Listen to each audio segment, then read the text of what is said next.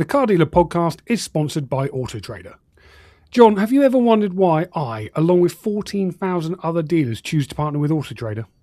Well, actually, I didn't think so. I'll tell you anyway. With more than 84 million consumer visits every month, it connects us with more engaged car buyers and delivers more deals than anyone else in the UK. And now, with the launch of Buying Signals, we'll have brand new insights on every deal, showing how likely a customer is to buy the car they're interested in. Plus, as someone who set out to use AI and data as much as possible in my business, I've found their technology, data and tools genuinely invaluable. But when I do get stuck, which is, let's face it, most of the time, Autotrader is always on hand and committed to supporting us to get the very best from our package. To find out how they can help you, visit trade.autotrader.co.uk. Welcome back to the Car Dealer podcast, where we pick our favourite stories of the week and ask an industry guest to choose which were the best. I'm Jon Reay, and joining me this week, it's Volvo enthusiast James Batchelor. Hello, Batch. Hello there. It's lovely to be on. I haven't been on for ages, and I really haven't missed it. Well, I feel the same, to be honest, about not being on. I have missed it, obviously. Yes, I've had weeks of work and then illness and then holiday. Yes. So I make no excuse for my absence. But it's very nice to see you, Batch. Well, thank you very much. It's very nice to see you. I'm all right. Yes. I suppose we do need a bit of an explanation of why you've introduced me as a Volvo enthusiast, because, of course, regular listeners and viewers will know that you normally introduce me as a Rover Rover lover, and that's because I've bought an old Volvo recently. And the interesting thing about the purchase was that, despite working for Car Dealer magazine and having written so many buyer's guides on how to buy cars from auction, I forgot every single important rule and broke all of them and ended up with something I wouldn't say is a heap, but it was in worse condition than I was expecting it to be. I see. And yes. Did you get a bit of a bargain? No. Right. Okay. I think it's best we don't dwell on that. You've been driving some Volvos, haven't you, this week? Yes. Yesterday, I was in the Cotswolds driving the new Volvo ES90, which is Volvo's new flagship kind of car, along with the EX90, the big SUV. So the ES90 is kind of like a fastback kind of saloon thing. Very nice, and you just get this feeling that Volvo, they just know what they're doing. They of all the brands, they've got this image that they uphold. They know how to design interiors, they know how to design cars. The seats are still the best in the business. It's lovely thing. And then a few days earlier, I was driving some other Chinese cars, some Leap motors, which interestingly were range extenders, not EVs. So, slightly interesting. But yeah, there we are. Playing fast and loose with the word interesting there, Batch. But thank you very much. I'm going to introduce our guest now because I'm bored of talking about cars from China. So our guest this week is founder of used car dealer MI Carz. It's Ibrar Mohammed. Ibby, thanks for joining us. Thank you for having me. Oh, it's lovely to have you on. I think the last time we saw you must have been at CarWow's head office doing our Battle of the Buyers. that was the last time down there. It was an interesting day. To be fair, I really enjoyed it. It was a good fun day out, spending James Baggett's money and buying some interesting cars that were. You say we stitched him up, but we haven't actually. We know he loves red. We thought we were getting a couple of red cars, and when he's sitting on the inside, you don't really see the outside. So I thought I'd put some red in on the interior as well for him. Yeah, for anyone who hasn't seen the video, you very kindly bought him a Fiat 500L 1.4 petrol in red with a red interior. And if there's one thing James loves, it's flat red cars. So that was very kind of you. And I think Scott Sibley bought him a nice flat red Audi as well. So he's. Oh, and there was a flat red Mini. Countryman as well, red Mini Countryman. Yeah. But in my defence, I did bid. This was the second choice. Was a Vauxhall Insignia. That was a blue one. We didn't get that. Obviously, ended up with this, but I'm not complaining. That is true. I think probably he's more angry about the Mini Countryman because he's had one literally explode on him. But anyway, sorry. Can I just say I had no idea. I had no idea that a 500L had been bought because I haven't watched the video yet. Because that is unquestionably one of the worst cars over the last 15 years. Even with Peter Kay driving one, it's done no difference to how fashionable they are. It's a horrendous pile of junk.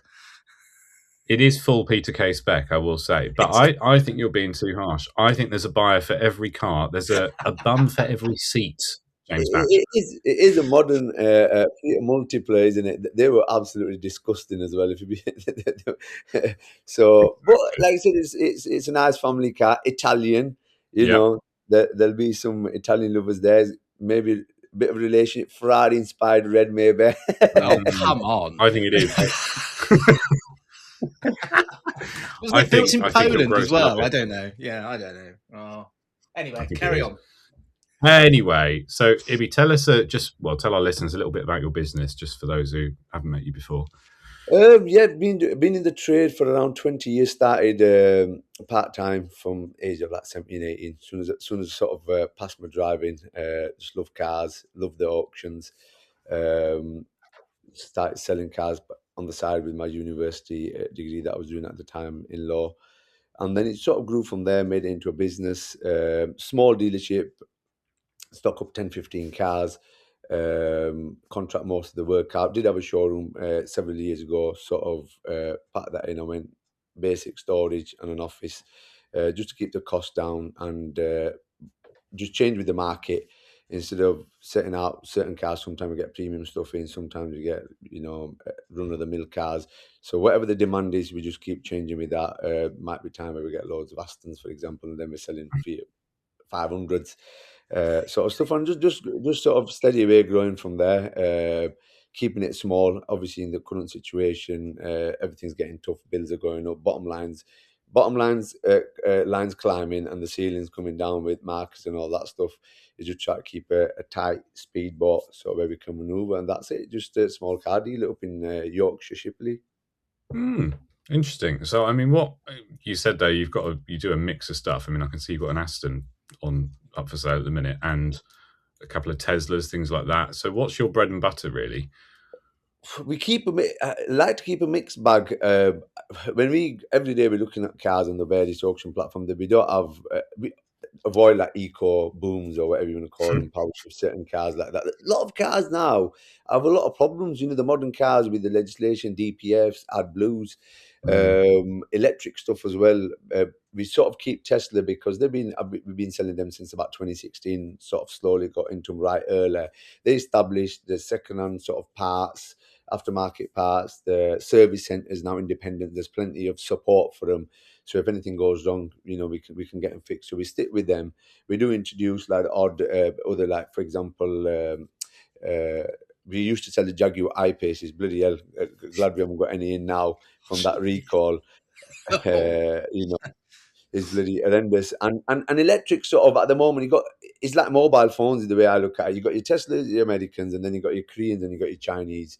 Anyone else really? I don't know. I'm at the moment a bit hesitant because a lot of them are still holding on to. We've got a BMW iX coming, and it's like we've got to service it because they're used to the service cost. But a Tesla, there's no service schedule. What you need, you get done. So we keep that sort of in the market for times like this now. But we've not. If you had this Polestar coming and it's gone mental, we've sold it straight away because people are saying fuel's going up. We've got cheap off-peak tariff with Octopus. It's come down to like 4 pence a kilowatt. Jumping in that, we've got like a plug-in hybrid. Talking about Volvos with James, we've got a V60 Volvo coming, plug-in hybrid, and the nice cars for value for money. You either buy a BMW, you pay 4 or 5 grand more, or you get a better spec Volvo for that slightly less money. So yeah, and then we do get the odd Aston Martins and Bentleys. That market were doing well last year, and then all of a sudden it just falls off a cliff. But the Aston's sort of James Bond inspired 2010, 11, 12 sort of era is what we like to get. We've had this Vantage coming, just going through prep now, low mileage sort of car. two owners, 19,000 miles on it, is a bit different. So we just keep stuff like that in as well. So yeah, just to mix back. We don't wake up and say, right, we're buying this. We just look at it, whatever makes the most amount of money, and that's not going to cause us as much problems. We'll go with that. It's interesting because I mean, going back to our honestly, Batch. Sorry, I was going to ask a question. Then I just coughed instead. Sorry. May I continue? You may. So sorry. Have you been affected by this stock shortage of sort of like 5 to 6 year old cars? It's something that Autotrader and Kazana and Cox Automotive are talking a lot about. Because these cars were affected due to the production shortages of COVID. Consequently, prices of them are getting quite strong. I mean, is that something you're kind of aware of, or doesn't it register with you? Not really. We are noticing certain around the 2020 cars, there are less in the market because of obviously when COVID happened and the chip shortage and stuff. But a lot of manufacturers adapted where they didn't give you the extra, so you just got to be careful. For example, on the Evoques, you didn't get electric tailgate and certain stuff like that. So the spec is slightly lower. But at the moment, like this Volvo is a 2021. Did I have to fight for it? Did I feel like it's too expensive? Not really. And this is quite important. Is if I were to go buy 20 cars a week of that sort of year, I probably will struggle maybe. But because we're a smaller business, if I've got to buy 1 or 2 or 3 a week, I won't feel it as much because I'm not trying to stock up with so many of them. And if there is a shortage, you'll feel it more when you're buying in bulk.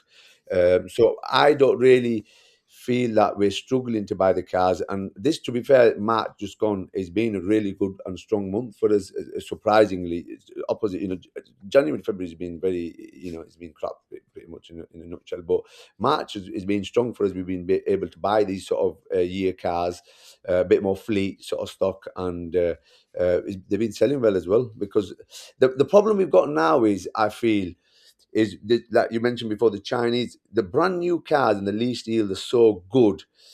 I think car ownership is sort of changing where if you're selling a Volvo, I won't buy a Volvo that's got 98k on it and it's going to be 15 grand. But if I bought that lower mileage and slightly newer, it's going to be 25 grand. And if I'm a buyer, I like to follow the buyer's journey as much as possible to understand what the buyers want to do. Then I can understand my business better because I can think one thing, but the market and the buyers are dictated by something else. So at 25 grand, do I buy a Elite motor that's brand new with a warranty, or do I buy a second-hand Volvo or a Mercedes or an Evoque, which might go wrong? So I find any cars that are slightly lower mileage, a bit more newer, that's stepping on the toes of brand new BYDs. That market, a couple of dealers I'm speaking to are saying they're struggling to sell them the low mileage cars. They're 2 years old, they've got a warranty on them, but they're not following the buyer's journey. Who's sitting there on a computer thinking, I want a new car, I've got a 25 grand budget. Do I buy one for £200 a month? That's a 75 plate, up to date with a warranty, or do I buy a second hand one? What if it goes wrong? So I'm finding that sort of market is a bit more affected. Whereas if you're keeping sort of half the price of the new cars, it's doing all right because there's too much of a gap price wise for them to step on each other's toes. Well, that's suddenly enough. What I was just going to say was, how do you choose what cars you're going to buy? Really, I mean, the interesting thing about, I'm plugging this video a lot, but the interesting thing about when we did that video is how, all you and Scott Sibley and Stephen Douglas and so on and Jamie Capel all had completely different methods for choosing what you were going to buy, and you ended up with completely different stuff. I mean, you went for, if I'm right in remembering this, you went for the money rather than the days to sell. So you didn't I'm guessing you didn't go off the metrics of this one's really popular and da-da-da-da-da-da. You didn't use the Autotrader retail rating. No. I've never bought and sold a car of like Autotrader retail rating or Autotrader trade or retail price. We have to remember all these are guides, and you can look at them. They can give you an indication, in the sense where you can just have a quick look and think, right, the trade is 5 grand, retail 7 grand. This is 6.5 grand. Am I wasting my time here? Normally, there's a couple of things. You've got to obviously make sure it's a good car. That's the number one priority. That is a good car. It doesn't matter how many cars you sell, is what comes back. So if you're just volume out and not buying great cars, not good histories and stuff, they're going to end up coming back. That's what I don't like doing. Once we sell the car, I want it to be right, and we don't want to see it again unless they want a part exchange or and become a repeat customer. And then I like to buy the opposite in the sense where if the car is more desirable and there's more in the market, I feel like I've got more competition. So a Ford Fiesta that's 7,000 for sale, argument's sake, but there's more customers on that, then I'm a needle in a haystack there. Whereas, for example, like that Fiat 500L, they're not great cars. There's less buys for them cars. We agree with that. But there's 30 for sale. Or, every person viewing or wanting to buy a Fiat 500L will see my Fiat 500L. So then I've got 100% success rate for search to advert views or there or thereabouts, rather than me saying that how can I make my Fiesta stand out? Or a Tesla, for example, Tesla Model 3s are a prime example. You can what options have you got? Body color, white, black, red, blue, or whatever, grey. The interior is white or black, and then it's your hardware, whether you got full self-drive or not. That's like buying an iPhone. What's your hard drive on it? So for me, we don't buy the Model 3, whereas the Model S and X, they've got so much more options in them, so each car can be different. And the Model 3, why are you going to buy my Model 3? That's exactly the same as yours. You might not like the colour. But apart from that, it has to be price, has to stand out. And then when you're in a competitive market, mine's on 10 grand, yours is on for 10 grand, argument's sake, and mine's black and yours is white. The person's going to say, well, I like a white one, I'll buy that. I like a black one. I don't want to put that scenario in my business where customers decide based on that. The reason why you're going to buy my car, because I've got full self-drive, I've got the 6-seat option in my Model X, is in a different colour combination, it's got the ventilated seats, it's got this, the more options there are, then it makes me say that I'm buying that car because it stands out, it's got these features over my competitors, and then I can draw them in, generic sort of stuff. I don't like buying because then I'm competing for the buyers, thousands of them out, that are looking for thousands of cars. So it's a bit more opposite strategy. It might work, it might not work. Sometimes we do get done with the mill stuff. But that's my sort of thinking behind when I buy a vehicle. Well, I find that more interesting than looking through a spreadsheet, which is what James claims he does. He doesn't really. Where are you actually buying stuff from at the minute? Various sites. We look at obviously CarWow, we look at Motorway, we look on sort of fleet sites, direct and auctions.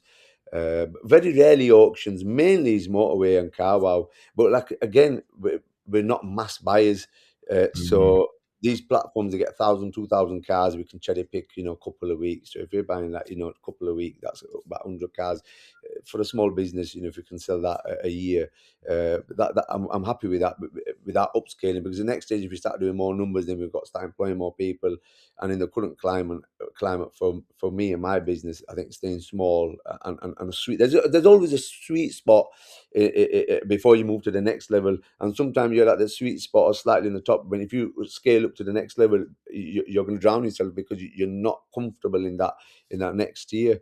And that's the sort of the aim. Like now, where I am at the site, I'm looking at obviously purchasing a property that's got some workshops, like a little farmhouse, and I want to sort of bring the business sort of not working for more, but sort of on the side, just to bring costs further down. If you can keep that down, try to keep the floor down and the ceiling up, that's the aim at the moment. Survival. So yeah. I think that is the challenge. That's the challenge James is having as well. You reach a point, as you say, where every next step you need to go big to go to the next level, don't you? It's always employing 3 more people and expanding the site and so on. We were discussing this when we were down in London, and at the moment he's at that max sweet spot, and to then step it up a level, it's going to be where it might just work on the opposite, where you are upgrading, but you've got, like I said, employ more people, wages going up. Can you get the cars in, and can you turn them around and make that profit to justify? If you're spending £1,000 argument on a wage, you've got to justify £3,000 sort of coming in. Otherwise, you might as well stay where you are. And I think he's at that limit as well. Exactly. Just in terms of advertising, so where do you advertise? I mean, I know where you're going to say you don't advertise, which we'll come on to, but where are you putting your cars at the moment? Well, again, that's been another thing. 15 years ago when we were doing it, we were on advertising on Autotrader. It used to be X amount. We had a sort of, a budget for marketing. Where there's a website, etc. We used to put on eBay. We'll put on at the time whatever it was, like Gumtree and other sort of stuff. We were spreading our budget. Obviously, over the years, Autotrader every year 8% increase, constantly going up. At the end, like last year, we ended up where we could not afford to spend any money. It was on a basic package, it was like £1,100 a month, and that was like double of what our budget was. So we, part of obviously what went on, it was strategy to say, right, it's not that we don't want to spend money on Autotrader, is we want to spread our eggs in different baskets, and we can't do that by staying on Autotrader. I might put single adverts on. I might go back on Autotrader. I don't know. But at the moment, what we're doing is we've got a motors package, which obviously you get your Kazoo, motors and eBay and stuff like that. We got CarWow. We advertise with CarWow. We've done 2 deals last month with CarWow as well. And we've started doing Google vehicle ads. So motors is not going to be the only answer. CarWow is not going to be the only answer. GVA is not going to be the only answer. And Autotrader is not going to be the only answer. So if you go with Autotrader, we can't spend any money anywhere else. So we say that let's drop our cost there. Let's put our eggs in different baskets. We've got a bit of motors. They delivered a little bit. CarWow delivered a little bit. GVA's delivered a little bit. The last month was the first month that all went proper. Everything sort of grew and worked. Flipping hell, it's been amazing. We've done really, really well. We've turned pretty much like 80% stock turn on what we had. And this was from the start of the year. We were low on stock, busy with the Autotrader situation. And me and my bit, I've not concentrated on it. So March was really much saying, like, let's get stuck back in. Let's get this business back on track. And from buying and some cars previously in stock, we've turned, pretty much like 80% stock turn, and it's been really, really good. Every other day we're getting inquiries. So, and it's working at the moment, so no reason to go to Autotrader. And the Autotrader strategy will be, if I don't sell a car, let's say it's been on a month on all these platforms, I'll put a single advert on Autotrader. It might cost me 70 quid, 80 quid. But it's not costing me £1,100 a month to not get a deal on there, and I can't risk putting my eggs in that one basket. And if they don't deliver, Autotrader say they're the best in the market, but they might be the best in the market. But if economy sort of changes, with the war, etc., going on, dealers are complaining out they're not getting the leads. So if the market dictates how good Autotrader is, then I can't put my eggs in that basket. Then on its own, if it goes quiet, I can't afford to pay £1,100 to just one platform if they don't deliver. I was just go on, Batch. Just one question, if I may. I mean, what's your view of selling cars through social media, or not necessarily selling cars, but sort of advertising your business through social media, whether that's Reels, Instagram, TikTok? I mean, what's your take? I think it's great, and I think everyone should do it, but I don't do it because I've got too much of the stuff going on. You've either, like I said, I'm a small business. I've got a family. I've got kids. I've got so much going on, and I wake up on a Monday and say, like, I'm doing social media. I'll do 2 days of bloody Reels, and then that's me. That's me giving up on it. And I wish I could, like, once I've sorted my stuff out and probably looking at employing somebody as well. I love to do social media. It does bring business in. It does get you stock, but you've got to be consistent and committed. And it's an organic thing that'll take years to build. And within a week, I'm sort of like, not defeated, but then I just lose track of it. And I agree. I think, but it's no harm. It's free, really. You don't spend any money on it. Very minimal unless you employ somebody for it.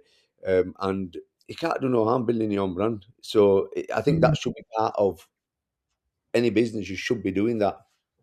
It's the time, though, isn't it? Like you've said, it is the time. And, if you are going to do it, you've got to be doing it properly. You might as well not do it at all, really. So I don't blame your approach to it at all. I just want to go back to Autotrader briefly, because, of course, you were instrumental in the movement, I'm going to call it, last year that saw some dealers cancelling their Autotrader packages. You set up the Facebook group, which is now about 5,000 people now. Yeah, about 5.5 roughly now. How did that sort of all start? It was just out of frustration because November, you have to remember when times are good, no one really, mourns and stuff. They just get on with it. But the belt's getting tighter, each month going by, and then that sort of, August was steady, September, October, going into November, and we pretty much there was a small handful of dealers saying like, do you know what, we can't afford to carry on with Autotrader. They're not delivering, and it's the fear of, do we come off or don't we come off? And a lot of people had their own little suffering on their own. And when few was sort of expressed, it says, "Oh, well, I actually feel like this. It's not only me. It's not only you." And it sort of just grew from there. Everybody had this thought in their mind and what they felt in their heart, but no one come together. And we just sort of says that, well, let's just, if you're going to cancel, let's cancel. Instead of you doing it on your own, I'm doing it on my own, everyone's doing it on. Why don't we just do it together? And it's sort of a solidarity sort of thing. And at the same time, we got this Facebook group, not because we wouldn't sit here and start bashing Autotrader. That's not the intention. The intention is to help dealers voice their concerns instead of suffering on their own. And like the emails and the messages and stuff that I get is like, it's serious stuff. This is serious mental health stuff for people with business, because it's not just the business suffering, it's financial suffering on top of, obviously you have kids and stuff like that going into Christmas as well. There's a lot of stress on business and business owners. And it just started like that. And then a lot of dealers started saying, "Oh, we're in the same boat, And it just sort of snowballed from there. And it's just helping each other. It's just a group to, if there's an issue and you want an opinion from somebody who's stepped out of that box, we just say that, okay, I've done this and this has worked for me. This is my stock profile, and maybe try it. And it's not, and I'm not here to campaign. And it's like when I say it's my group, I'm not saying, "Oh, I've led this." This is just, I'm just in charge and just sort of kept people sort of in line and sort of focused on it. It's instead of giving up, let's not give up. You're spending 5,000 or 10,000 with Autotrader. Let's reevaluate it.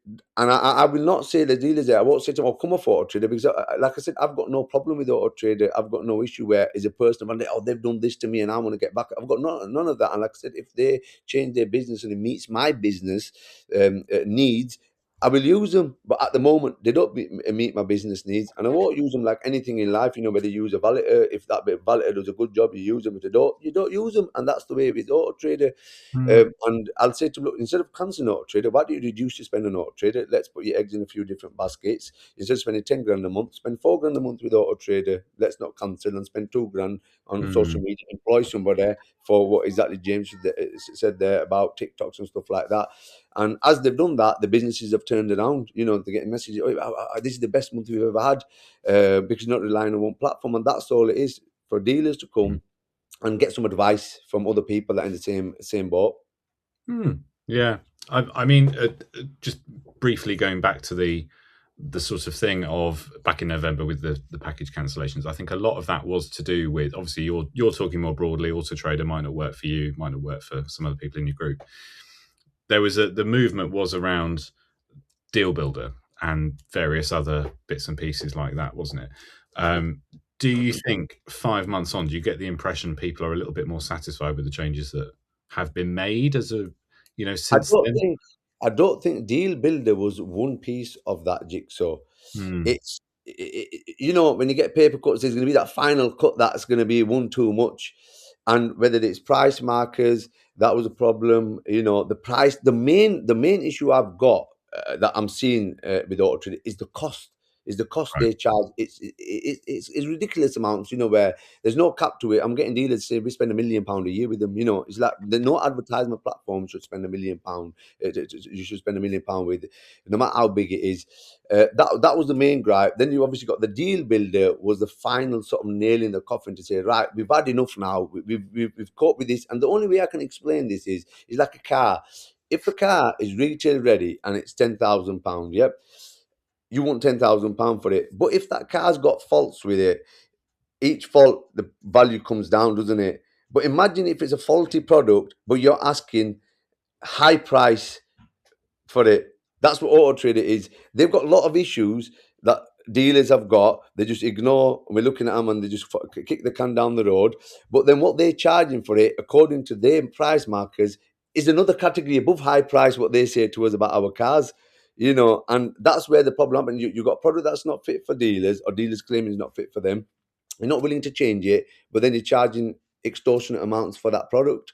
And that's where the problems sort of happen, like whether it's the package deals that they sell up to ultra package, and dealers like, you know, like, we don't really need that package, but it's sort of sold with the colours on the portal. You're in red, you're in this, you know, we can get that in green. You're competitive. Imagine me paying for the starter package £4,000 and I get an email from Autotrader, 99% of your competitors are doing better than you. So for you to do better, let's go on ultra package and spend £10,000. So you're basically telling me I'm spending £5,000 a month with you on a starter package, but you're telling me it's not good. Our product at £5,000 on starter is not good. So for you to perform better, spend £10,000 with us. So why am I even spending £5,000 then? With your own words, you've told us you're under delivering because you've got a product for me, charging me thousands of pounds, and you're telling me it's underperforming. 99% of my competitors are doing better than me.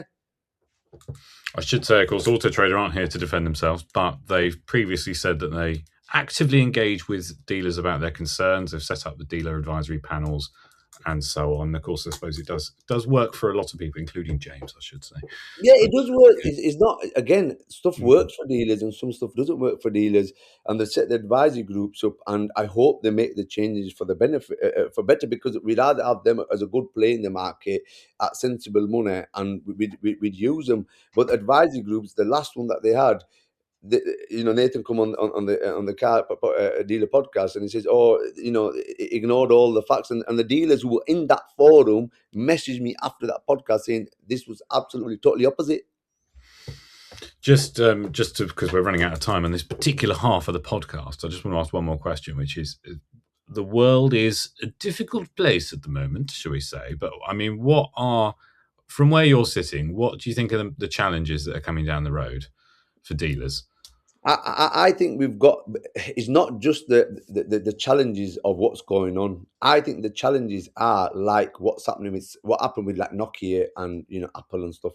The more the vehicles, the whole way is changing, in the sense where we're going from sort of ownership to more leasing. It sort of happened in America 10, 15 years ago.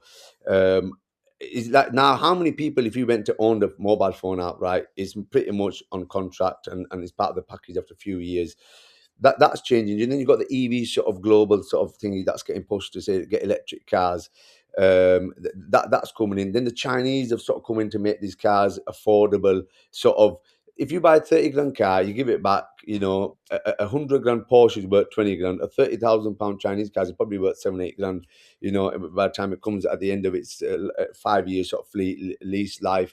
Is that going to be economical to repair, or is not? You most likely can say that, you know what, let's recycle that, get that back recycled, battery, etc., and then we just go again and get another car like you would with your mobile phone. And I think there's going to be two sort of shifts when you looked at vehicles. You lay vehicles where you Ford Fiestas and all that. You don't need a only EcoBoom. There's more problems than it's worth. I'd rather buy a BYD or like the new Renault Twingo that's come out. You get 170 mile range, £17,000 entry level car. You haven't got any AdBlue, particular filter issues, gearbox power shift issues, and stuff like that. So that's going to be that market, and then you can have your exotic sort of cars, where the Aston Martins there sort of saying, we'll pay the £15,000 fine or whatever it is, and yeah. That's exciting, a V8, a V12 in the market. So there's going to be a sort of shift of two different sort of sectors of cars. You lay sort of electric stuff, which, your Renault Clio owners are going to have, and then you're going to have your premium sort of stuff. And I think car ownership is changing as well, more to sort of leasing. I'm getting people, family members, that have never in their life have got a lease or finance car, they've owned the car, they come to me, what do you think to these Chinese cars? £200 a month. It's cost me more, owning my car. I think I should get it. And I'm thinking, hang on a minute, what's going on here? So it must be something going on there. A couple £100 a month, £2,400 a year, it costs you more in depreciation. Yeah, it does. This is the thing. People love a bargain. Right. I think I'd better move us on. Attention Car Dealer podcast listeners. Do you want a better, quicker, more profitable way of trading out of your part exchanges or overage stock? List your cars on DealerWay today and connect with over 3,000 vetted trade buyers actively looking for vehicles. No hidden fees, no hassle. Start your own custom auctions from your desk or the palm of your hand in our game-changing app, or advertise your stock on quick, easy, buy it now listings to our eager buyers who are waiting to quickly acquire vehicles. What are you waiting for? Join DealerWay today at dealerway.co.uk and streamline your disposals. John, have you ever wondered why I, along with 14,000 other dealers, choose to partner with Autotrader? Well, actually, I didn't think so. I'll tell you anyway. With more than 84 million consumer visits every month, it connects us with more engaged car buyers and delivers more deals than anyone else in the UK. And now, with the launch of Buying Signals, we'll have brand new insights on every deal, showing how likely a customer is to buy the car they're interested in.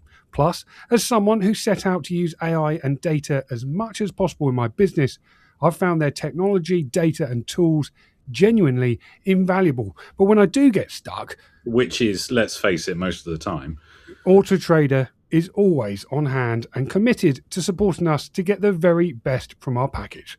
To find out how they can help you, visit trade.autotrader.co.uk. Now, back to the podcast. So, Batch and I are going to run through our favourite stories of the week, and at the end, Ibby gets to decide which one of us chose the best ones and who is the winner. I haven't been on for quite some time. So, well, James won last week, I think, which means James Batchelor gets to go first. Oh, lovely. Well, I have to start with the most important story of the week, which of course was the FCA revealing how much compensation people are going to be getting through missold motor finance agreements. Now, it was announced mid-afternoon on Monday afternoon, and the headline to it is the average payout is going to be around £830, which is higher than the FCA previously stated. I think it was around £750. But even though the payment is going to be higher, the number of consumers is going to be less. So fewer consumers are going to get a payout. The FCA expects 12.1 million consumers will now get cash, and the total bill for the industry is likely to be in the region of £7.5 billion, down from a previous estimate of around £10 billion. The FCA were pretty quick to say that if they hadn't have given this or enacted this redress scheme, the cost to the industry apparently would be considerably larger than the 7.5 billion. Of course, there are various stipulations on how to get the cash. You've got to get into the detail. Basically, the FCA have split it into two parts. So the compensation scheme will cover loans taken out between April the 6th, 2007 and November the 1st, 2024. And then the second part is later than that. I mean, talk about it finally happening. I know this kind of thing must take a very long time to actually thrash out and work out. And of course, the FCA have been getting a lot of they've been communicating with a lot of companies and experts to try and create a fair system. Is this going to create more confusion? I don't really know. I mean, one interesting thing the FCA did say is they are trying to prevent people from using claims management firms. They want consumers to use their compensation scheme. I'm not an expert on finance redress schemes, funnily enough, but I think it is quite unusual. You should be by now. I should be now, I know. But I think it is quite unusual for the FCA to step in and create a redress scheme. I think normally, again, I don't really know too much about this, but I think normally consumers are, their only resort is through third party firms to claim the compensation back for them. So yeah, that was the big story of the week. Have you got any views on that, Jon Reay? No, none at all. No. Well, I thought, firstly, I mean, you said there that the final number they've come to, roughly, is 12.1 million consumers. And when you think that's like 1 in 5 people in the UK, isn't it? If my maths. No, hang on. No, it's not. It's million, not billion. Carry on. Completely wrong there. There's still a large number. It's a large number of people. 12.1 million. I wonder if it's how many of those as well are going to be multiple claims. They're not just going to be they've had one car on finance. Yes. Particularly if you're buying a used one. There's going to be quite a few. I suppose what's changed since they last were talking about this was it's been a roller coaster, hasn't it? It started off as looking like it was going to be in one sort of shape. Then they changed it to, anyone that's had any form of finance agreement where there was only one lender, and that could include franchise dealers where there's only one lender because it's the manufacturer's bank. That seems to have now gone out the window. So I'm a little bit lost as to what the exact criteria of this one is going to be.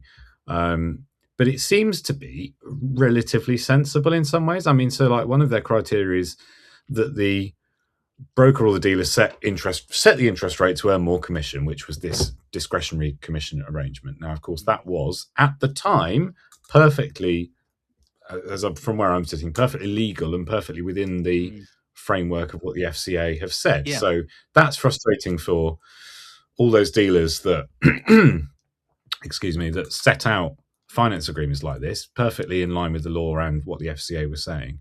The other thing is the other sort of criteria is The other criteria is that the commission was really high, and I mean that was, in the whole court case that started this off with the 3 participants. One of them had incredibly high amount of commission on this very complex loan and finance arrangement on a Suzuki Swift. It was I don't want to say it's an insane amount of commission, but it was a lot of commission. I mean, they're saying, the FCA is saying at least 39% of the total cost of credit and 10% of the loan, which is quite chunky. So I don't know how many people that's actually going to affect, because it seems to me those are really the niche situations where there really has been extreme. That's the word. Thank you. And there's various other bits and pieces to this. It's all very complicated. But I mean, as you say, when is this all going to be? Is it any clearer for consumers? And are they going to stop using third-party claims management firms? I'm not sure people are, because claims management firms are still going to come along and say, well, you might be entitled to whatever the lender decides you're entitled to, but actually we could probably get you a bit more. And also, there's a huge amount, I would imagine, it's not an uncomplicated thing to do this. If I were to suddenly go, right, I'm going to go and get my redress money from the FCA, is that actually going to be a simple, streamlined process for a consumer to do? Or are the most consumers going to need some form of help with that? And I think that's where all these claims management firms come in. That's where they earn their money. They just type in your reg on this website, and then suddenly they'll do all the work, and then you'll be handed a check in a few months' time. So I don't think they're going away. That's precisely what I was going to say. Is whether you've had an accident at work, or you've had or all these kinds of things that we've seen over the past decades. It's the convenience factor, isn't it? So you see these claims management firms or lawyers or whatever. They tend to have very persuasive adverts on TV, in the middle of Midsummer Murders, for example. You're sitting down, you've got your feet up on a Sunday night, and then this advert comes up, and it is very tempting. And that's before you even remember that, particularly when this was at its height of its coverage, particularly around the court case. Social media was absolutely barraged with adverts for all of this, wasn't it? So it is the convenience factor. I think the FCA do need to, it's all well and good. Yes, they are the industry watchdog, but, they are still reliant on people actually approaching them to get their compensation. And I think they need to work out a way of making that far easier for people and not necessarily easier, but attractive as well. Ibby, what do you make of this news? Yeah, it's been going on for a while, isn't it? You picked up on a good point there. Is like FCA. It was in line with FCA. They our body. Uh, they set out the guidelines. We've dealers followed them, and now they're in this pickle. And it's like, then what's the purpose of the FCA then? You know, Yes. you know, straight up that you told us this is what we do. We've done it, and now we're sitting in this situation. Then it's pointless having a body and following it because we just stuck. And also, like, obviously, you got these management stuff, claims on it. I wonder where they're going to make their money from. Normally, would they take a cut out of that compensation? So, I might say like we're going to take 25% of that, but like then it's convenience, like I said. The customers, the people who are claiming can just say that, okay, you can take 25% and you just deal with it. We don't know how they're going to get the money, or they're going to get charged for their services separately. We don't know about that at the moment. And the truth is, the whole I've never agreed with upselling finance. When I work with like my brokers at the moment, I don't make commission for my finance. I say I don't want no commission. My job is to buy and sell a car. If I can't buy and sell a car and make profit from it, and after that I'm upselling warranties, gap insurance, it's good at a little add-on to have. But if I can't buy and sell a car for a profit, unfortunately, I'm in the wrong business. If I want to sell finance or sell warranties, I should set that business up because that's what I want to make money on. And I've never agreed with the dealers that each to their own. Personally, I've never agreed with upselling finance. I think it's just morally wrong for me where it sits. If you want to do that, that's your obviously right to do it within the law at the time. Obviously, not now. And yeah, it's a big mess, isn't it? It's another thing on the trade that cast doubt. And again, back to 20, 30 years ago, we're fighting every day, trying to make our reputation better. The car dealers are not them dodgy so-and-sos. And then this has come along and it's put that dirt back on our name, and now we're sort of challenging against that customer. Again, it goes to consumer confidence goes down when they're doing finance, etc. Can they trust you? Can they not trust you? So you're again back against the wall, try to prove yourself again. And anything negative on towards the trade, it's not good. And it, unfortunately, looks like really every day it's something else happening again and again and again. And that's what it is, because you think, what's going to be the next thing now? Like at the moment, like now, third-party finance companies, they are charging admin fees, and they're just sticking them on. And I think, could that be the next one? You know, and I don't think that's right, and I disagree with that. And I understand from the consumer's point of view, and I understand from our point of view. Again, back to what we said earlier, that gap that's closing, and dealers are in the middle getting stuck, and they try to find every opportunity where we can get that extra revenue in to survive. No, you're right. Actually, I'd forgotten, Ibby, actually, that at the time of the court case, there was a reaction, wasn't there, of what is the point of the FCA then? And I think, and also that, I mean, there was. What has the BBC ever done for us? But there was I think there was a general feeling. I remember when the court case was happening and we were reporting on it, I think there was a general feeling that the claimants are never going to win, and the motor finance industry will be victorious in all of this. And then, of course, it was the complete opposite. And there was a lot of confusion and a lot of anger from dealers and from the industry of, the FCA is supposed to be the watchdog. It's supposed to be looking at this kind of stuff all of the time, and why has this been a surprise? So yeah, interesting, a bit of an interesting week. Hopefully those loose ends have been tied up, although I don't think they have been. I'll just final word on that, which is I agree with something you said there, Ibby, which is it's more like dirt being thrown at the motor trade. And when the news of this came out the other day, I can't remember which day it was, we were all on tenterhooks waiting for the announcement of how it's going to work. All I saw on BBC News was people, like consumers saying, "Oh, they've been, I feel like I've been had, and I feel like I've had a terrible deal, and I've just been, and like I said, I think months ago when we were talking about this for probably the 8th time, I just think there's got to be a bit of consumer responsibility with these 100%. Things sometimes. Like, whether a car dealer has chosen the rate of interest, and whether you can argue whether that was morally right or not, it was within the framework, I would argue. But, ultimately they have provided a service to that consumer, which is that consumer walked in and probably didn't have 20 grand in cash. The car dealer said, well, here is a way of financing that. They were welcome, that customer was welcome to go and explore other options, but they did not. And where does it end? Do I get annoyed at British Airways for charging one price for a flight, and if I go on Skyscanner or Expedia, it's a different flight? Are they responsible under the consumer duty? Where does it end?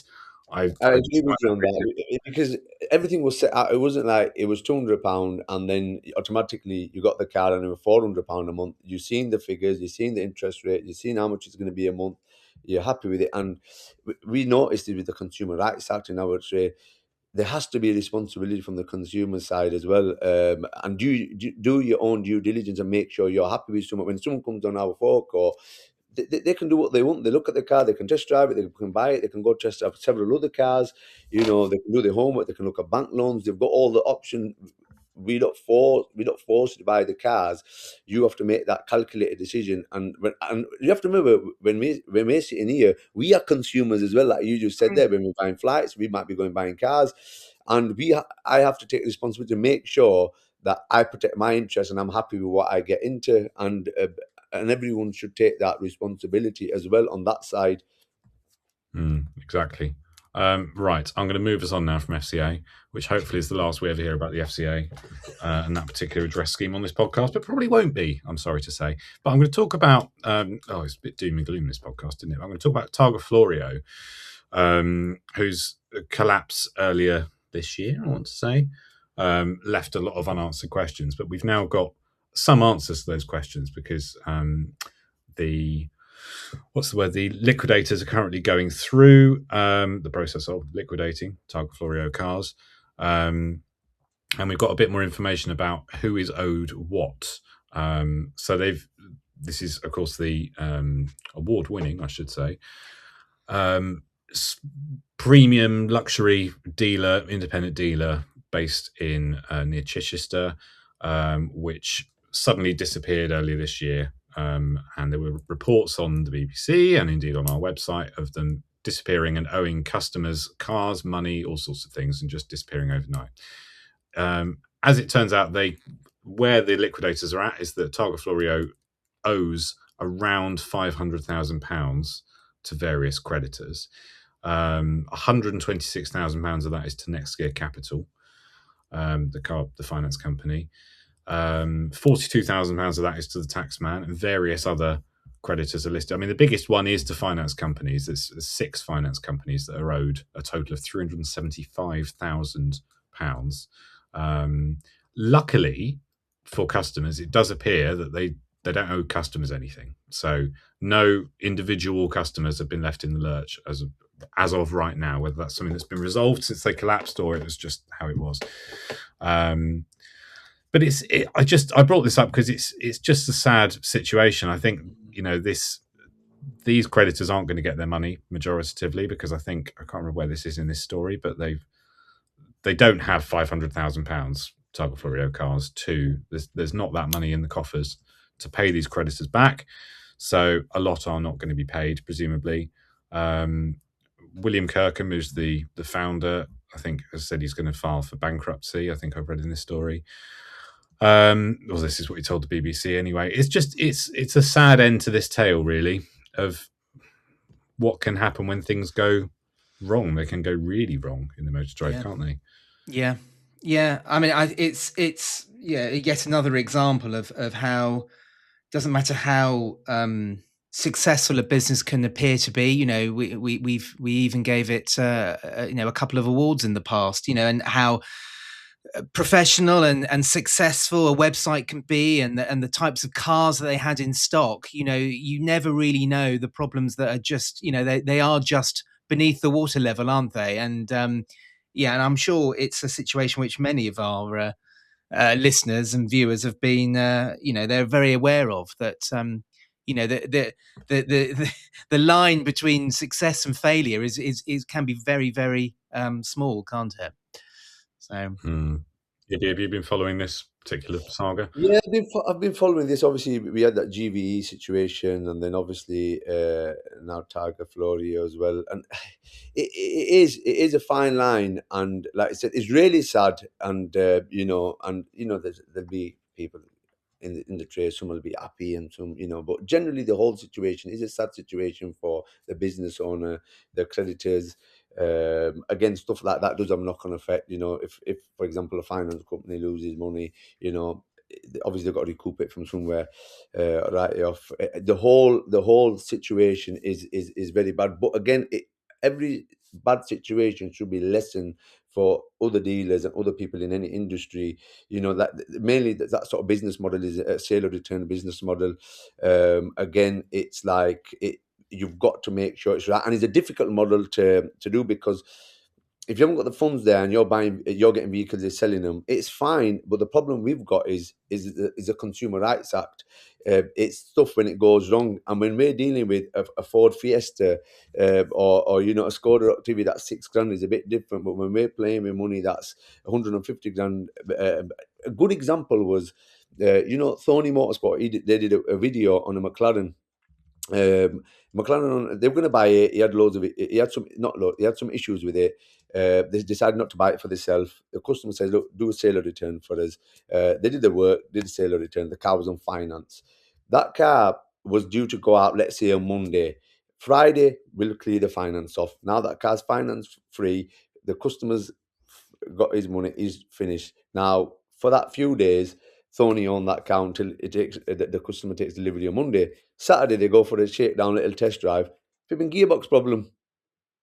That customer's now that's going to buy the car decided, I don't want that car, it's not for me. Now they're sitting with the car. If they had that money in the bank, that's fine line to say, right, we'll put that into this car. Monday we get paid, happy days. That's gone wrong. But if you times that by 10 now. Yeah. And you haven't got the capital there, then it becomes where you're using other customers' money to pay for that, and then it becomes that chasing your tail, and then it just gets worse and worse and worse. Again, SOI is a good way of earning money without having stock there, but I think dealers should do risk management, say that, okay, we've got this much money here, this is what we can absorb. If things go wrong, work that into their business model, and then slowly build it up from there. If they solely rely on sale or return cars, and they haven't got the funds there to then cover that gap, it's a recipe for disaster, and I think dealers moving forward again should learn lessons from this, and to avoid another one ending up in the same situation. But it's a very sad situation. It is. Right, back to James Batchelor. I think you can squeeze in maybe one or two more before we end. Yes, wow, a story that went live whilst we've been on air, so this really is breaking current news. So G3 Auctions, which is a firm which, many of our listeners will be aware of, has been acquired by America's Auto Auctions. Unsurprising that they are a US-based firm. Personally, I think it's a little bit of a bolt out of the blue, really. I wasn't expecting this at all. The acquisition includes G3's 2 auction house locations in Castleford and Bedford. CEO of America's Auto Auction, Chuck Tapp, what a fabulously American name that is, Chuck Tapp, said, entering the UK market is a defining moment for our company, and there was only one way we wanted to do it, with a partner that's already setting the standard. Of course, Matt Dale and Amanda Holtby, of course, set up G3 way back in 2009. And they say that they are obviously very pleased with the deal. And for them, it was critical that the values, culture, and long-term vision aligned with their ambition for G3 as well. So, very interesting story. Apparently, the current setup is not going to be changed at all.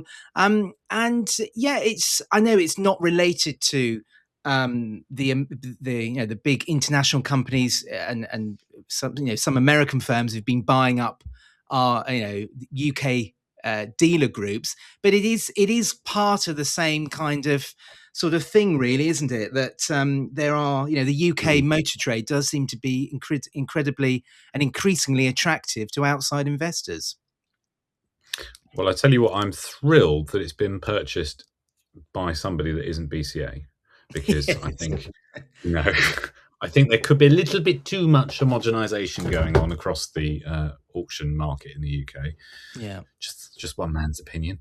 I think its customers will be thrilled to hear that they're not going to change anything about the current setup, as you say, because I think G3, they're very, like, our listeners will have been to G3 auctions. They are very clean, crisp, technology heavy auctions. I think, they get some, the access they have to stock is different to a lot of other auctions in the UK. I think they've got a good little system going on. So hopefully this is good news for them and they can use that investment and make things even better. Would be what I would say. Ibby, you're not far away from Castleford, are you? No. To be fair, I don't use GT. I think I bought one Tesla a long time ago, and they're strategically quite good. They're not too far from me. If they can get more stock, more variety with this acquisition, can take a bit of the pie away from a BCA. Is always a good thing. Competition's good, we always, it's there, isn't it? We can't, I always like, if you have more competition, it brings the monopoly, what we can call in some businesses, it breaks that and it brings a level playing field. There's a bit of pie everywhere, and then dealers have a choice because they're still going to exist, aren't they? We might not like them, they're still going to exist. So if we can get someone that's going to put BCA on their toes a little bit with this American acquisition, they might get some, maybe a different way of doing business, maybe get some more vendors on board, take a few vendors away from maybe BCA. You've got Mannheim there, everyone's on their toes, competition's good. Dealers have more choice, and it's a good thing. In that way, I do agree. Well, I would end us on a positive, but I don't know. I'm going to do another one that's semi-positive. I'm going to talk about the ZEV Mandate, which, well, there's some news on this, which is the government has begun a review. I need some coffee of the ZEV Mandate, which is prompting hopes that the EV sales quotas will be revised, is the word we've got here. Not necessarily reduced, but revised.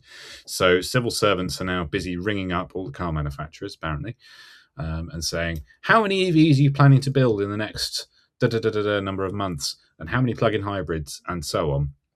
I think with a view that they've not really been listening to the car industry quite as much as they could have been over the last few years. And they want to get a better idea of where things are sitting. So I think this is positive for the motor trade. I think it's very difficult to find a position on this, because on the one hand, people will say, particularly dealer bosses will say, you can't force people to buy cars they don't want to buy. I mean, you sort of can, to be honest, but you also, on the other hand, need to give manufacturers a really clear, simple instruction of this is how this bit of legislation is going to work in 3 or 4 years' time, and not fiddle about with it and change it, because you can't suddenly adapt your plans to this moving goalpost situation. That said, I'm doing very well to sum all this up. That said, things around the world have changed. Things in the EU have changed in terms of how they mandate EVs, and we are one of the last people standing on this particular very hopeful goal of how many EVs will be selling in the next few years. The one thing I thought was we won't know anything about what they're going to do, and there is a hope, of course, that they're going to publish some changes to this ahead of the 2027 mandate quota, which is 38%. So next year, 38% need to be EV. Obviously, forgetting all the derogations that come with that, which is you can not sell as many as long as you reduce your CO2 output a certain amount versus the year, I can't remember what it is, 2021 or something. But whether that will happen or not, I don't know. Whether it will be published within 2027 and suddenly there'll be an about U-turn halfway through the year, that would be not ideal. So, you just want clarification as soon as possible. But an interesting part of this is that, according to the Times, BMW, Vauxhall and JLR are among the harshest critics of the current mandate. I'm not sure how they've measured that exactly, but I just thought BMW and Vauxhall Vauxhall and Stellantis as a whole have been very vocal about all things to do with EVs and ZEV mandate and VAT cuts and so on. But if you think BMW and Vauxhall, I would put as two companies that are really very well set up for EVs. So if they are struggling to hit this, particularly BMW, have quite, they've had this very future-led product lineup for quite some time. If they're struggling to find enough customers for EVs, then something is wrong. Yes.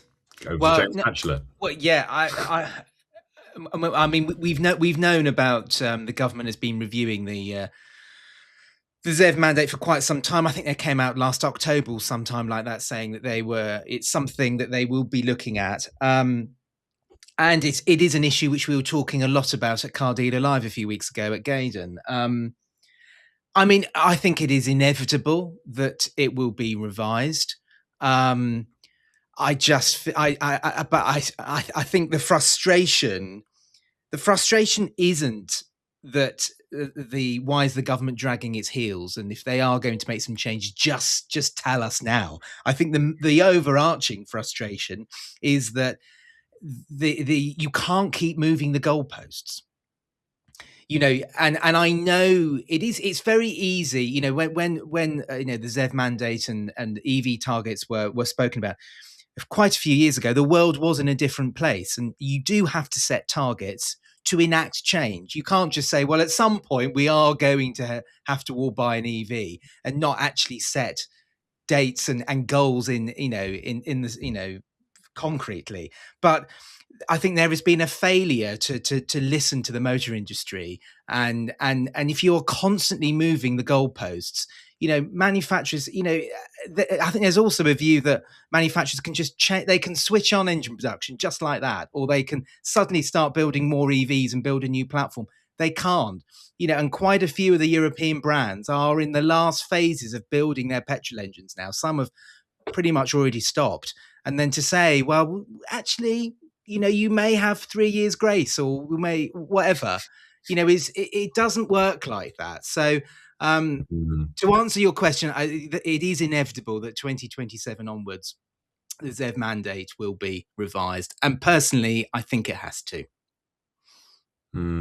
It's not even building the engines, is it? It's planning for that next generation of engines. Like if they've decided, let's take Volvo as an example. I mean, I don't know when they're phasing them out, but they might have a current lineup of engines that's suitable for the current EU 6D-XYZ whatever regulations, but they haven't prepped it for any future ones, and therefore that requires an about change. Yeah. So, well, it's not, Ibby, what do you? Sorry, I was just going to say it's not just engines, is it? It's also it's like platforms. The next platform is Mercedes going to make it a pure EV, or is it going to be a platform that can have a hybrid powertrain as well? Which the government might think, well, that's really simple, and it's not, because if you want to build a pure EV, the best pure EV is a EV that's based on an EV platform, not the one that's been that's shared with a hybrid. So yeah, it's not just engines; it's the whole thing, isn't it? But you're absolutely right, John. Thank you, Batch. Ibby, do you think this is something that needs to change? It would, because if you think about it, it's wrecked manufacturers, especially Europeans. Look, Porsche, they were going to go EVs, and there's a good point you mentioned about BMW there, because that was going to be one of my points. And they're now starting doing a reversal, and it's pretty much wrecked them. Taycan's disaster. It's all a disaster for them. And Porsche was an absolute beast of a brand. Where Toyota and BMW, what they did clever was they didn't focus just on that. They kept the current. If you could go buy a 3 Series in all the variants, for example, and then they dedicated the electric platforms as well. And what BMW is a good case study is, buy as one option. Why can't we coexist? Why can't we have, if you want an electric car and it meets your needs? I do an electric car for home, yeah, it meets my needs. But if my circumstances were different, if I were traveling more, it won't, because friends of mine have electric cars now. They're doing a lot more mileage and stuff like that into the remote, like whether it is in Lake District for us or up Scotland. It doesn't tick the boxes, so they will get a hybrid, or they might get a diesel, maybe, I don't know. And why can't we have, like the BMW is a prime example, have the options there? If you want the EVs, they've got dedicated platforms that meet, a certain amount of different body types there. They've got the hybrid powertrains there. Hybrid is a good option, like that Volvo. It's got a bit of electric there, a bit of hybrid. You can do the distance. That's not a bad option. Look at Toyota. They didn't follow that fully, and they're very successful. They're right at the top. BMW are doing really well. But the ones that sort of try to adapt to the mandates, which are constant. This is another problem again. Is like that. Obviously, we set something out. Like let's focus on that, and then it changes. And like you said, James, and you said there, it's not a simple case of building Lego, is it? You've got big platforms. You got engine is again why we see the brand suffering is because the stuff they designed in 2021 was good idea then, but the idea of today takes 3 years to come to the market, and 3 years later when the C63 Mercedes come out with a 2-litre, the demand was not there. Because the market's moved on, and now for Mercedes to change the whole system and put a V8 or whatever, they can't be done, and they need to start treating them a bit more instead of saying like, this is target, let's go for it, and then change it. If you're going to stick with it, then just stick with it. Then that's it. That's it. Then it's black and white. Because again, what happens is cost. The manufacturers are now chopping and changing. It's costing them money. What does that happen? It goes to the end consumer. You know, an Audi RS6 is £120,000, an M3 is 90-something thousand pounds. These are absurd amount of money. You know, a iX is 76,000, 80,000 pounds. Second hand is now 25,000-30,000 pounds. And this is why the Chinese have come in and at the right money, and the Europeans are priced out of the market. And half of it, I personally think, is the mandate's fault, because its development is money, and then they have to add it into the price. And ultimately, us consumers are getting products that are overpriced now that we don't want. Well, we may well be having a different conversation next week when petrol prices are at £1.80 a litre. But yeah, we'll have to see. So I think we've run out of time. But Ibby, before I ask for your verdict, are there any stories you think we've missed this week that we should have talked about? Ooh, the only other one I could think about is this Jaguar thing where this recalls happen, and I've seen it on one of the groups, is where the consumer, the owner of that car, wanted to go back to the dealer and reject that car based on a recall that came out after he purchased the car. So it wasn't due when, let's say I sold this car, it wasn't due. So the recall come after. Now his argument is, when that car was brand new, he had this fault with it. So because he had this fault with it, now I want a refund because it's a faulty product, which I just think it's another thing for it's absolute madness. We need a crystal ball. This is the is this a recall around battery fires? Yeah. So now the recall is instead of from 100%, they're going to cap it at 90%. So you don't get that final 10%, which probably generate cause the heat and the fires, is what they're saying. But yeah, that's the sort of latest standard thing for me as a car dealer, is what they sell. A recall that's due, I understand that, yeah, is my duty, and I should make sure with the cars that are going out are all up to date. But what if a recall comes after? How can a dealer be held responsible 9 months later for that?